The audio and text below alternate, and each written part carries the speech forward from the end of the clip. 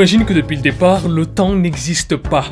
Bah que depuis le départ, ce qu'on appelle le temps, c'est juste une illusion qui a été créée par notre cerveau. Explique parce que là, je suis perdu là. Ok, alors le truc c'est que le passé, le présent et le futur se passeraient au même moment. Comme si tout était déjà écrit à l'avance dans une pellicule de film géant. Donc le passé et le futur seraient là maintenant. Exactement, mais notre cerveau serait programmé pour voir les choses scène après scène. Comme un film où, pareil, tu regardes tout, scène par scène, alors que toute la bobine est liée avec le film entier dessus. Mais tu peux pas voir tout le film d'un coup, t'es obligé de voir le film scène par scène. Du coup, ça serait pareil, mais avec notre vie de tous les jours en fait. Mais pourquoi on peut pas sauter entre les scènes du coup? Mais justement, il y aurait des moments où du coup, on irait dans le futur sans le savoir. Par exemple, les moments où on a des effets déjà vus, ou qu'on a un pressentiment, qu'on a une intuition. Ça là, ça serait des moments où en fait, on est capable de voir dans le futur sans s'en rendre compte. Genre, quand j'ai un pressentiment sur un truc, c'est que je l'ai déjà vu dans le futur en fait. Ouais, exactement. Et c'est pour ça que les scientifiques disent que le temps pourrait être une nouvelle dimension en fait. Ce qui fait que si on pouvait aller dans cette dimension-là, on pourrait tout simplement voyager dans le temps. Mais du coup, le libre arbitre,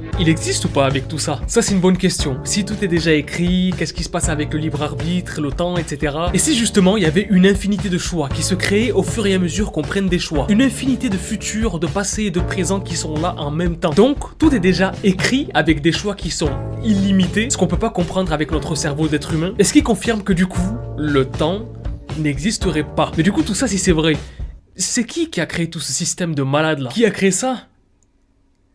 C'est une bonne question.